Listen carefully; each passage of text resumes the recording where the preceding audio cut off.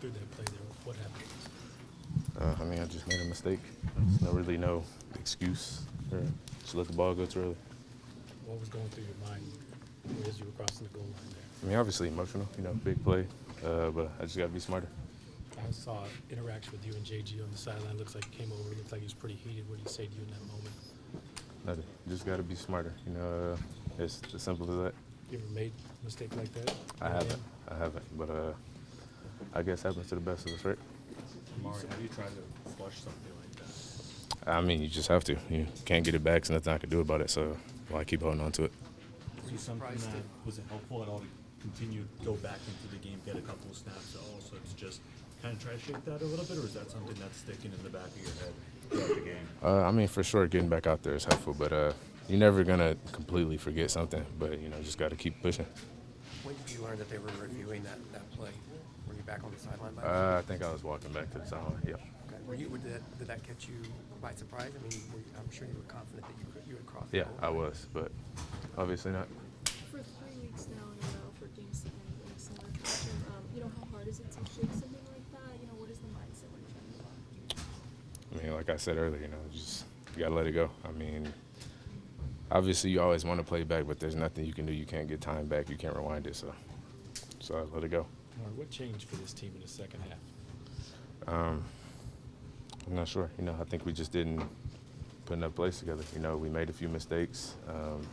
We could have put the game away. We just didn't. Do those mistakes they kind of feel like they were just snowballing out there?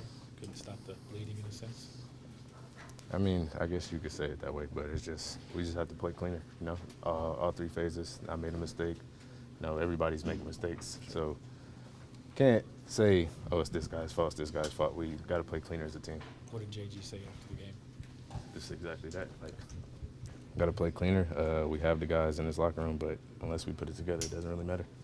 How can you use this as a growing moment and not let it carry over to the next moment?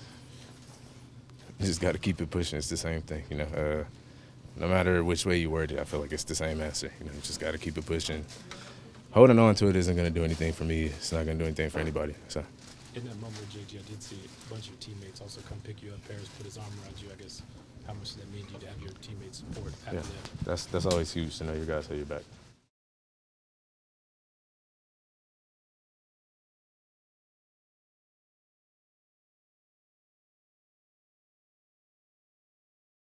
What are the feelings after losing a game? What you guys just lost? Really just lost for words, honestly. I don't even know what to say.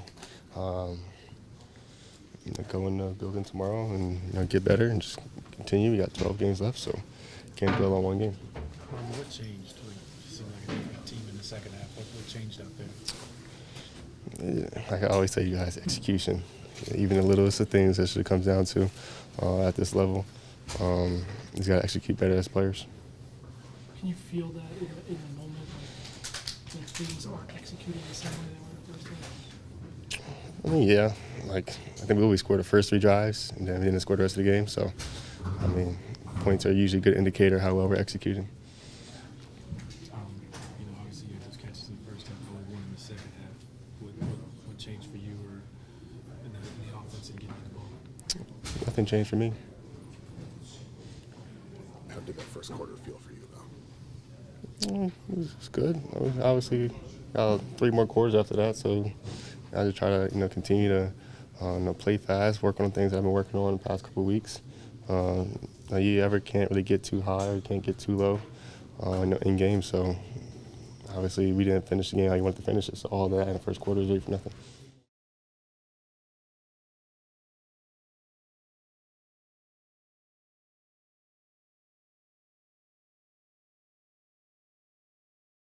It looked so good for 4 drives offensively. What changed after that point?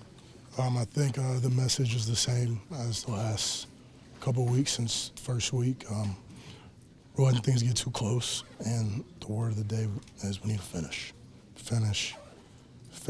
And honestly, even if we would have started to win this game when it got tight, it would have been the same energy, the same tone, the same word as finish. And we're not quite where we want to be with that. You know what I mean? How do you explain some of the sloppiness over the final 3 quarters, whether it was fumbles or false starts or whatever it was? And again, same thing. We need to be we need to finish. And I know there's some plays here or there, and I think, let's just say the count for bad plays total, catastrophic, quote unquote, let's say, is 5 plays. I know if just like one of those plays would have went our way, been a whole different, like the outcome would have been different. But at the end of the day, like, we're not like, why do we have to be close? Why do I have to be close? Even if this is a win, like, why do we have to be close? And with this being a loss, it's like, again, that's the thing that we're allowing to happen, to putting the ball in other people's hands to make those game-winning decisions when we're not playing clean. We just got to be cleaner. I saw you on the sideline talking to Emari after, what happened on what would have been a touchdown. What were you saying to him? Yeah, I was just reminding him, that he is a professional and that he's made countless plays for us. He's made a lot of explosive plays for us. And again, to not let that moment affect him, because there could have came a time where we needed him to make a play like that again. And then is not the time to come over to him and to rah-rah him and to get on him. That's not what he needs. That's not what anybody needs in a situation like that. We all have extremely high standards for ourselves and the way we play. And I believe that there's nobody that wishes or that is, I guess they feel like they're in a position to allow it to happen and to not feel pain when that happens. So again, I wanted to be one of the first people to find him on the sideline and tell him, hey, wipe it off, let's keep going. Wipe it off, keep going. So I just want to make sure that he heard that from somebody up front and he's not catching, looks and stares and people mumbling left and right. I didn't want him to hear any of that, be around any of that. I didn't want to create that energy around him, Harris, you've had to repeat that message about finishing several times now. How tiring is it getting to say that over and over again? I've been tired of saying that since about week 3, So again, the first thing popped in my mind when that kick went in was, why are we allowing ourselves to be this close? And again, I feel like, that accountability can only be on the guys in this locker room, the guys on the field, especially the guys up front. That's all we can control. It's the 5 up front. I'm not going to look outwards than that, just from within the 5. So how are we allowing people to come back in so close? How are we allowing ourselves to not score anymore in the second half? I'm just going to put that on the line. I'm going to put that on myself. We just got to play cleaner across the board, When it comes down to it, why can't this team finish? If I had that answer, then I think the score would look really good and, we'd be jumping around. I'd probably put a cool quote on Twitter and all that. That would be the end result if I had the answer. I think ultimately in a moment, I'm just telling guys to lock back in and, to remind themselves, we're here because we're the best in the world at what we do, and we need to attack the line of scrimmage with that energy and that mindset.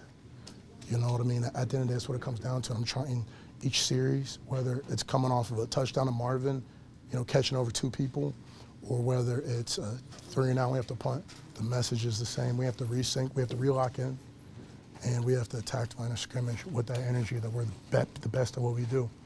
And that's us trying to recreate that fight mindset no matter what happens. But, truly finding that answer, like you were saying, we still have to get to that, Is this the lowest moment since you've been here for the team? I don't know. Again, I feel like it's one of those things where I don't think any loss is a lot better than another loss. Or we're coming in here and I'm, happens. I can't necessarily pinpoint. This is the lowest. But I think at the end of the day, I think you guys feel it. I think fans feel it.